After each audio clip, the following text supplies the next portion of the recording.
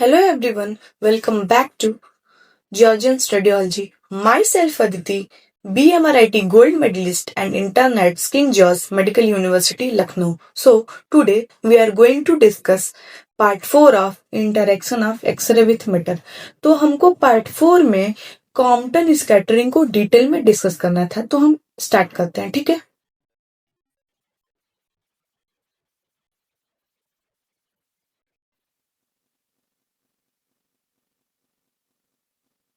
Compton ये point 2 है, ठीक है।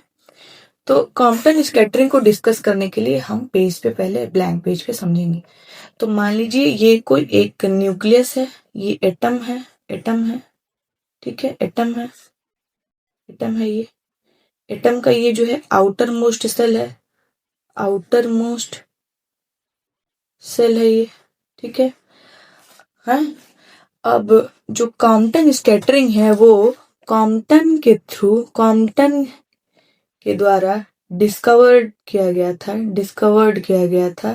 1929 में, ठीक है। मेन इसका प्रिंसिपल है,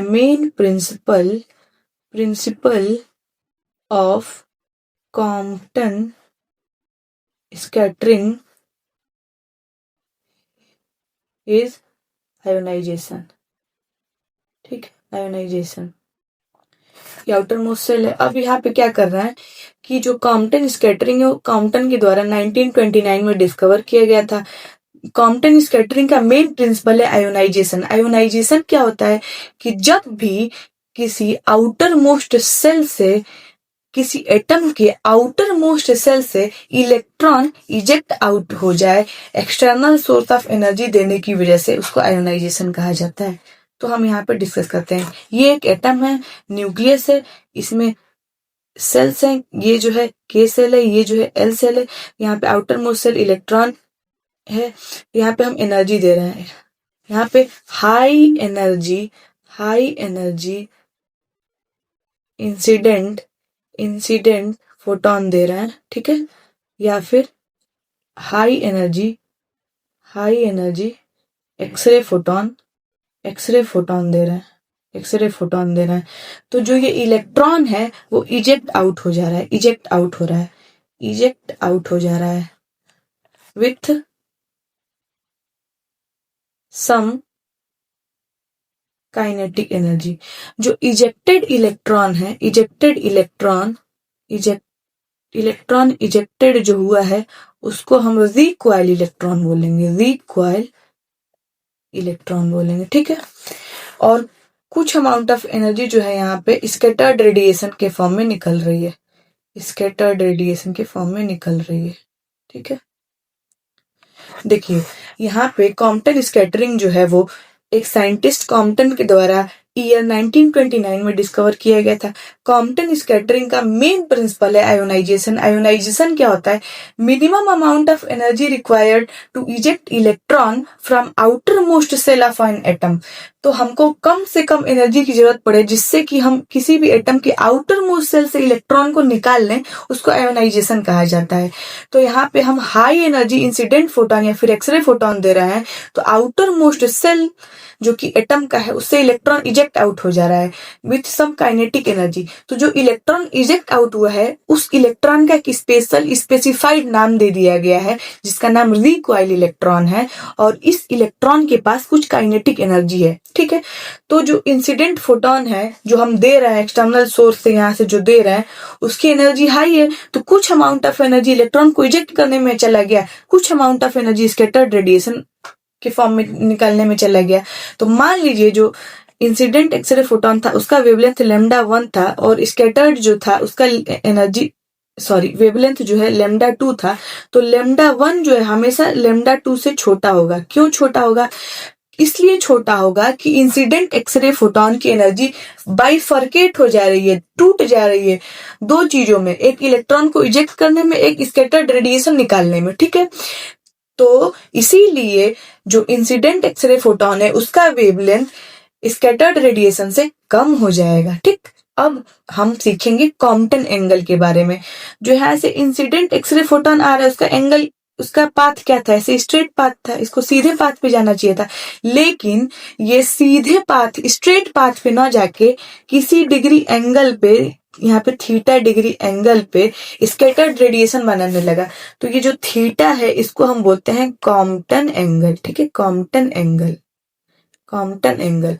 अगर हम इंसिडेंट फोटोन की जो एनर्जी है E equals to H nu, अगर E बढ़ाएंगे तो थीटा जो है कम हो जाएगा। मतलब इंसिडेंट एक्सरे का एनर्जी बढ़ाएंगे तो थीटा जो है वो कम होने लगेगा, और अगर इंसिडेंट एनर्जी फोटोन का घटाएंगे तो थीटा जो है वो बढ़ने लगेगा। अगर इंसिडेंट एक्सरे फोटोन की एनर्जी को अगर हम घटा रहे हैं तो थीटा जो है वो बढ़ने लग रहा है। ठीक है, समझ रहे होंगे आप। यहाँ पे क्या हो रहा है कि एक एटम है जिसमें न्यूक्लियस है, आउटर मोस्ट सेल है, तो हाई एनर्जी इंसिडेंट फोटोन दे रहे हैं, तो वो इलेक्ट्रॉन जा रहा है, वो इंसिडेंट फोटोन जा रहा है, इलेक्ट्रॉन को उसके आउटर मोस्ट सेल से इजेक्ट आउट कर दे रहा है, और कुछ अमाउंट ऑफ एनर्जी उसको स्कैटर्ड रेडिएशन के फॉर्म में निकालने में चला जा रहा है। ठीक है, तो जो इजेक्टेड इलेक्ट्रॉन है उसका एक स्पेशल नाम दे दिया गया है रिकॉइल इलेक्ट्रॉन, और उसके पास कुछ काइनेटिक एनर्जी है। तो मान लीजिए इंसिडेंट एक्सरे फोटोन की जो वैल्यू है वेवलेंथ की λ1 है, और स्कैटर्ड जो फोटोन है, स्कैटर्ड रेडिएशन जो है उसकी जो वेवलेंथ है λ2 है, तो λ1 जो है λ2 से हमेशा कम होगा। ठीक, अब मान लीजिए जो थीटा है, कॉम्पटन एंगल जो है उसको अगर हम बढ़ाएंगे तो इंसिडेंट एनर्जी फोटोन को अगर हम घटाएंगे तो कॉम्पटन एंगल थीटा बढ़ेगा, और अगर इंसिडेंट एनर्जी फोटोन के एनर्जी को अगर हम बढ़ा देंगे तो थीटा कम हो जाएगा। थीटा की जो वैल्यू है 0 डिग्री से लेके 180 डिग्री के बीच में लाई करती है। अब इसका बहुत ज्यादा ना फायदा नहीं है, नुकसान ही है, क्योंकि ये देखिए आयोनाइजेशन कॉज कर रहा है और स्कैटरिंग प्रोड्यूस कर रहा है। अब ये जो इजेक्टेड इलेक्ट्रॉन है ये फर्दर आगे जाएगा, दूसरे एटम के इलेक्ट्रॉन को इजेक्ट करेगा, फिर फर्दर आगे जाएगा, तीसरे एटम के इलेक्ट्रॉन को इजेक्ट करेगा, सीरीज में इलेक्ट्रॉन इजेक्ट करता रहेगा, आयोनाइजेशन कॉज करता रहेगा, और आयोनाइजेशन बहुत डेंजरस है। तो ऑक्यूपेशनल वर्कर जो होते हैं,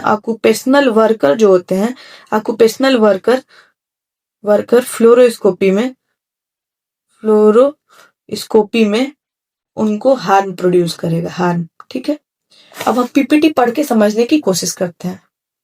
तो in Compton scattering X-ray photon interact with free outer shell electron of atom ejecting it from orbit result in ionisation. क्या कह रहा है कि जो इंसिडेंट एक्सरे फोटोन है वो एटम के आउटर मोस्ट सेल के इलेक्ट्रॉन से जाके इंटरेक्ट कर रहा है और उसको इजेक्ट आउट कर दे रहा है। इस प्रोसेस को आयोनाइजेशन कहा जाता है।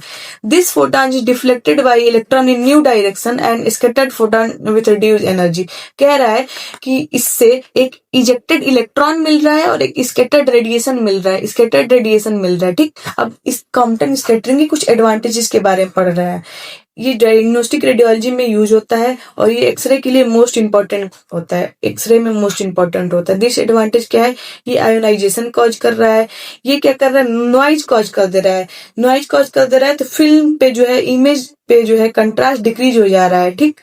अब ये क्या कर रहा है कि ये जो है रेडिएशन डोज जो है टेक्नोलॉजिस्ट को बढ़ा दे रहा है। कैसे, तो जो इजेक्टेड इलेक्ट्रॉन था वो फर्दर आगे बढ़ेगा, दूसरे एटम के इलेक्ट्रॉन को इजेक्ट करेगा, फिर वो तीसरे एटम के इलेक्ट्रॉन को इजेक्ट करेगा, इससे आयोनाइजेशन बढ़ता जाएगा। तो जो ऑक्यूपेशनल वर्कर होते हैं फ्लोरोस्कोपी वगैरह में, उनको जो है फ्लोरोस्कोपी के टेक्नोलॉजिस्ट को हार्मफुल रेडिएशन मिलेगा, ठीक है।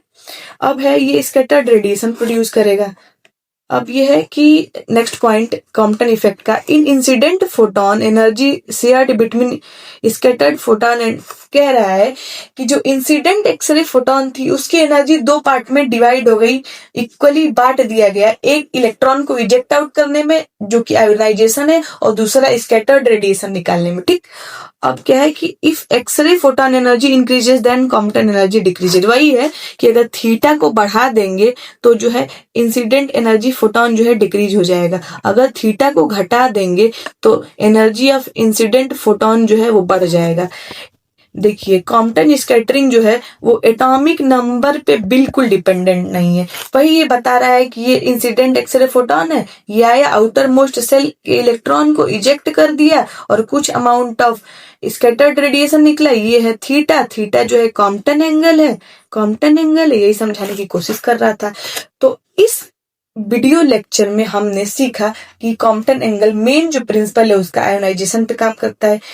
तो अब हम नेक्स्ट वीडियो लेक्चर में सीखेंगे फोटो इलेक्ट्रिक इफेक्ट। तब तक के लिए थैंक